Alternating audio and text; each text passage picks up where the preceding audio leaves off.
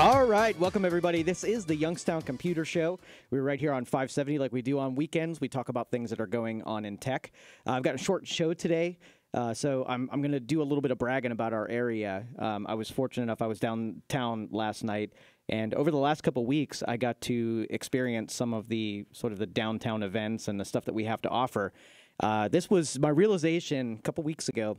Was when the Nutcracker came to town, and I was really excited that we get these kind of events here in Youngstown, Ohio.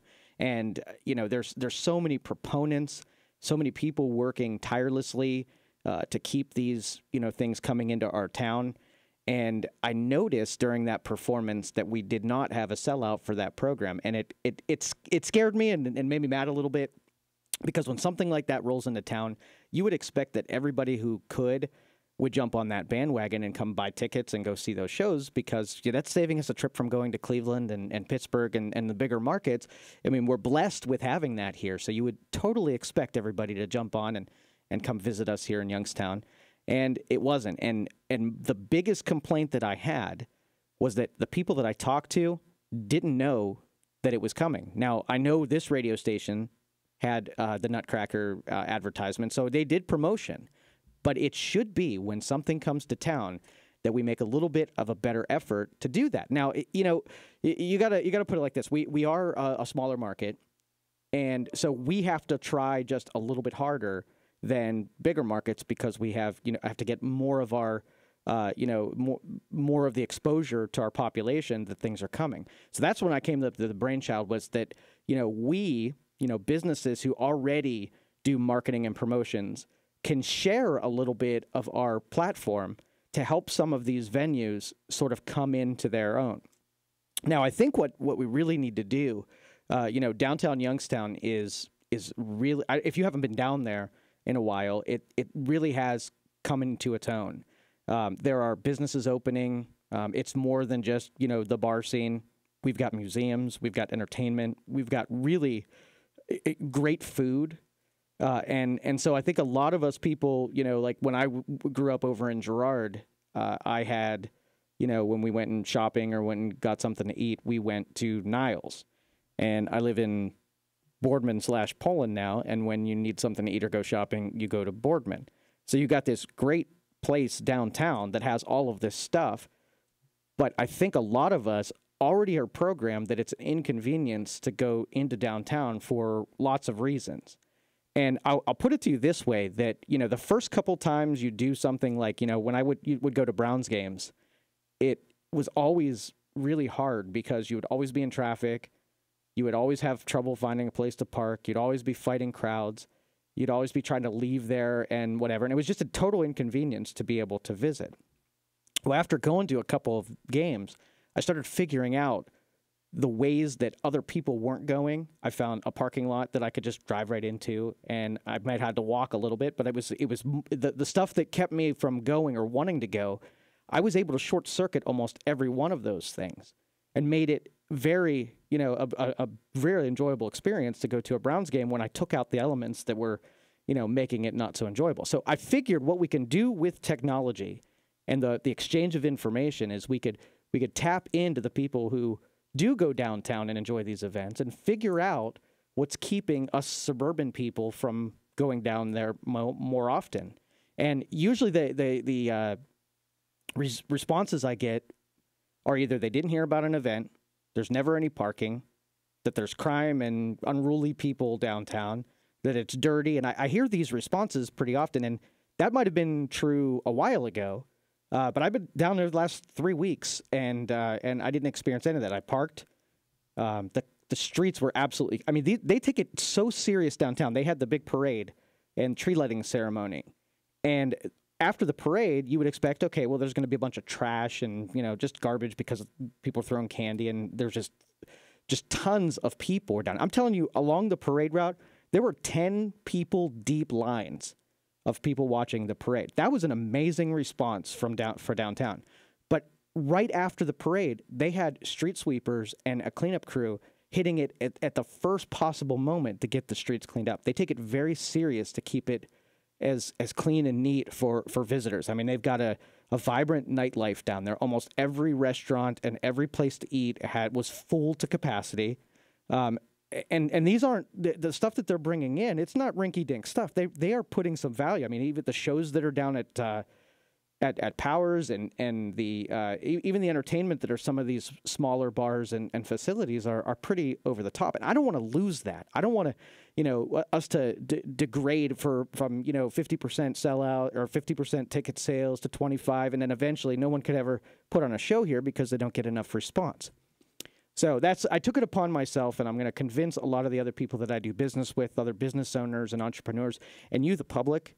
And I'm going to try to convince you guys to do a little bit. I'm going to do my best to dig up the information. And once I, let you guys know what's coming and the best way to pull it off and where to eat and all that kind of stuff, I really hope the public will get on board and support it and show up at these events. Because, like I said, these are blessings. These are something, if we didn't have them now, it would be really, really tough to get them if we'd ever lose them. So we're really blessed. We got to hold on to them and keep them. So I put together 2 websites in the last 2 weeks. The one I threw together this morning, it's called the Youngstown Report, youngstownreport.com. And all I'm doing is I'm taking news articles and information from wherever I can scour around the web, and I'm aggregating them, and I'm putting them into one place, so that if you want to see what's kind of happening and news stuff, that's the place that I'm going to be putting probably a couple hours a day. Every morning, I'm going to take whatever I find out on the web, and I'm going to leave it up to you guys to also make submissions. If you know something's coming to town, you have some news information that would go really well to populate this site. I put a little submit link there that will allow you to fill out a Google form and, tell me what's going on. I mean, I met 3 people last night. Phil Kidd, everybody kind of knows that's the Defend Youngstown guy. He is a huge advocate of the area, and the guy is tireless with his advocacy. And you always see him downtown. You always see him wherever there's anything public that he can do for the area. The guy just is really a really good heart. And then we have Chris Jaskowitz, who recently moved down his office downtown. He's another one that has his finger and kind of knows what's going on with all of the properties down there and the people. So he's a real good guy to kind of know what's coming to town. We got a couple restaurants moving in, and he kind of has he has the heartbeat of the area down there. His company is Advantage Video Productions downtown. And then the one I didn't even realize was up and running was in Dior. They have an artisan, I think they call it Youngstown Flea. And I believe his name is Dwight McDowell. I met him last night, and he's the guy that is putting this on. I read some of this guy's philosophies, and he sort of lines up with all of these sort of higher thinking people that, it's very selfless what they do. They're entrepreneurs, and they're tirelessly helping other people. He's another one that we've added to this list. So everybody I seem to meet that has Youngstown advocacy in their heart are these exceptional, these exceptional personalities. And that's what I love about it, where I want to join them. I mean, it's inspirational to go down there and know that there are so many good people working on to keep this jewel that we have downtown, that all we have to do is support it. So we got 2 websites. We got Youngstown Report, where I'm going to put all the news, and the second one is supportyoungstown.com. And this is one I've owned for a little while, the website, and I've never developed it. I've made a couple attempts at it, but this time I sort of have a different take on it. So if you are, the supportyoungstown.com is meant to be sort of like a web app where the listing of events and restaurants and stuff like that, versus just the big channel, which is Youngstown Report. So you can get your news and all of those events. So I just wanted to make mention of that, because I had probably 9 cups of coffee since 5 o'clock this morning when I whipped out this website for the youngstownreport.com or youngstownreport.com. So I hope all of you will check it out and take a look at it. And it's only a couple hours old, so there's a lot of information that's probably not all there. So I'm kind of leaning on all of you to make submissions and help me, develop it even further. So that is supportyoungstown.com and also youngstownreport.com. All right, if you do want to get on the phones and ask me any questions, this is a computer show, but I wanted to kind of donate a little bit of my time to make sure that all of you, if I can urge any of you to spend any time downtown and experience what we have down there. There's some amazing stuff coming around the holidays, and I really hope that you'll go down and support it. Everything from the museums. We have the Butler down there. We have the Arms Museum. We have Covelli. We have an amphitheater that's going to be coming in the future. We have a big hotel that's coming right in the square down there. We have bars and restaurants. So anyway, if I can urge any of you, and I'll tell you that the safety concern is the number one that I hear. Now, we were downtown last night. Okay, we had 8 adults, and we had probably just as many kids, 8 kids, and we were the most unruly people that were in downtown Youngstown. And so that's how I know it's safe. If we are the worst, you're in good shape. It was well protected. Police had a really good soft presence, and I felt really safe. Our kids were were not right by our sides. They were exploring and checking things out. So it was an amazing time. All right. So 330-729-9977 is the phone number if you have any questions for me about things that are happening in tech. I did want to mention this. I started speaking. We have a couple customers that are in the medical field. And this new technology, it's called Li-Fi. And it's where we use radio signals now to get on the internet in our houses. So we have radio signals that are bouncing around, and we have antennas that receive and also transmit these signals. So we have radio waves. That's what we're surrounded by now. Well, we're pushing the envelope on how much radio waves without getting contamination. So they're looking into using light to be able to transmit data. Okay, so your computer monitor is one of these things that uses light to transmit data. Think of your refresh rate on your monitor as the light is the screen being redrawn like thousands and thousands of times a second, right? So you think of it as a little screen that changes like full motion, when all it is a bunch of flickering lights that it tricks your eyes into thinking that there's motion or images or whatnot. Well, Li-Fi uses the lights that are in your house. Okay, so if you have LED lights that are in your house, you can use those to blink, like really fast blink. And you have an optical receiver on your computers and your tablets. And as the lights blink, they're actually transmitting data, just like radio waves do, down to the receiver and the optical receiver. Now, you can't see the flicker because it's happening so fast. But I start getting concerned with, even though we can't perceive the light flashing. I mean, there's people who have, epileptic, they have a response by seeing flashing lights that are at a too high of a intensity. So what they're testing now, I mean, I think they're pretty well advanced where this is something that's going to become something. And, the doctors I talked to said that they can hook your brain up to an MRI and have these lights flash and see if anything happens in your brain, anything comes to life, anything responds to it where, a portion of your brain that even though you aren't sensing it through your eyeballs, that's having an effect back in your brain. So it's cool. I mean, I'm not, it's not something that we should be afraid of. Li-Fi is a cool tech, but it's one of those things where we are inundated with radiation and radio waves and now light flickering, and how much more of this stimulus can our bodies and our senses take, and how desensitized will we become to having such things around us. I mean, it is changing us, from a chemical standpoint for sure. So it'll be interesting to watch. We're gonna keep our eye on the tests that are done and find out before you start seeing these things come onto the market, whether or not they're safe. But here's the thing.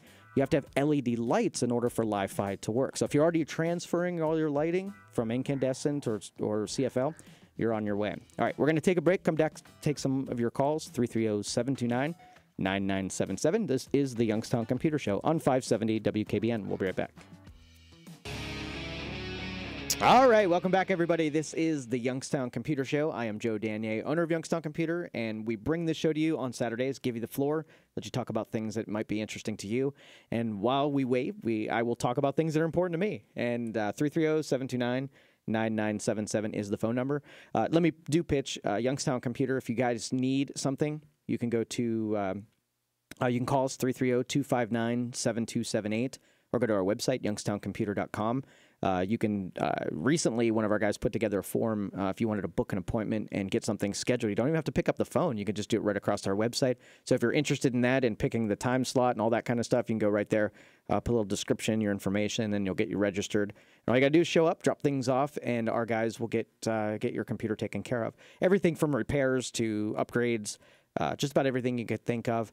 We're sort of the go-to guys pretty much for everything, because if it's not something that we actually do, we can still find the best person, to line you up with. So we don't try to qualify for all of your needs, but we know people in just about every facet of this industry, so we can always find somebody to help you.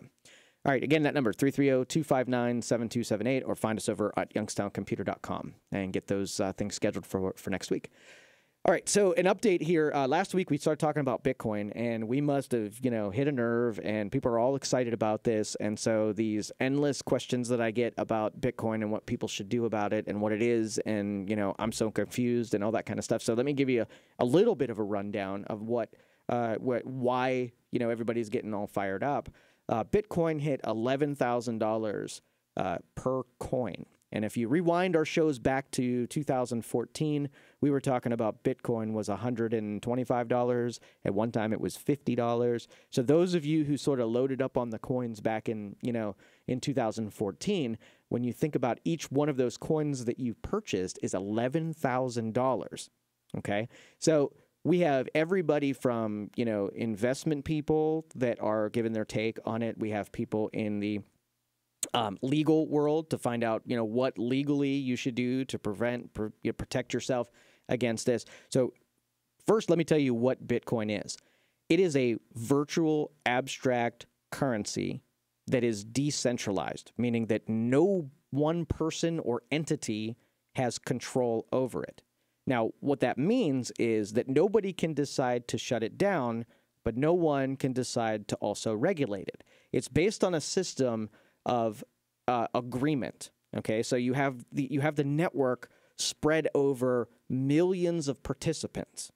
Okay, and so all those millions of participants are the network. So one individual participating doesn't hold enough real estate to be able to thwart the system because there's so much participation. Now, those people who participate, those are ones that are rewarded with the mining, the fees that come from supporting the transaction. So they've got computer equipment that's sitting on the network that they're letting the system use to process these transactions through, and the system rewards them every 10 minutes with awarding 12.5 Bitcoins spread over those people. So if you're interested more about this, I'll come back from the break and give a little bit more to it, continue where we left off from there. Phone number, 330-729-9977. You're listening to the Youngstown Computer Show on 570 WKBN. We'll be right back.